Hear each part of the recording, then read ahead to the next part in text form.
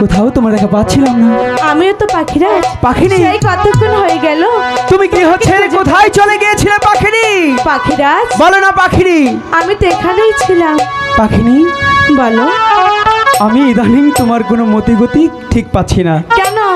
নতুন কোনো পাখিরাজ পেয়েছো নাকি? এখনো তো পাইনি। তাহলে আমার প্রতি এত অনীহা কেন?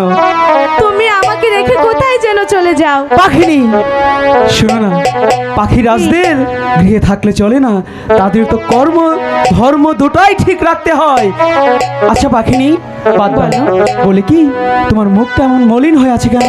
ওগো পাখিরাজ বলো না পাখিনি। তুমি এই 7 দিন প্রাসাদে ছিলে না? ছিলাম না। তাই এই 7 দিন আমি যে কোনো কিছু আহার করিনি। কি বলছো পাখিনি? হ্যাঁ পাখিরাজ। তাহলে পাখিনি এখন আমি জন্য তোমার জন্য কি করতে পারি?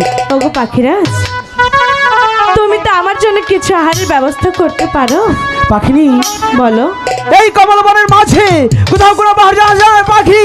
আমি তোমাকে কোথা থেকে হারিয়ে নেব পাখি? পাখিরাজ বলো না পাখি। এমন করে বলছো কেন? কি করে বলবো? তুমি তো আমার জন্য চেষ্টা করতে পারো। সেটা করা যায়, ঠিক আছে পাখিনি। আমি তোমাকে অনেকটাই ভালোবাসি। ভালোবাসার মানুষ যদি কখনো কষ্ট থাকে, সে কষ্ট কোনোভাবেই মেনে নেওয়া যায় না। ঠিক আছে পাখিনি, দাও।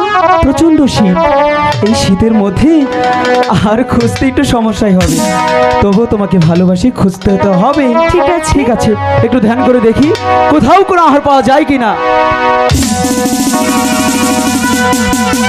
পাখিনি বলো। ওই তো দেখা যাচ্ছে কমল বিল। তাই তো দেখছি। সেই কমল বিলের মাঝে পদ্ম পাতার উপর মাত্র অল্প একটু আহার আছে, কিন্তু সেই আহারটা সেখানেই গিয়ে বক্ষণ করতে হবে। তাই যাবো পাখিরাজ। পাখিনি তুমি তো যাবে সেটা আমি জানি, কিন্তু সেইখানে গেলে যে পাখিনি কি? তোমাকে নাচতে নাচতে যেতে হবে। পারবো না পাখিরাজ। তাহলে যাওয়াও যাবে না, খাওয়াও যাবে না। ঠিক আছে আমি তাই করবো।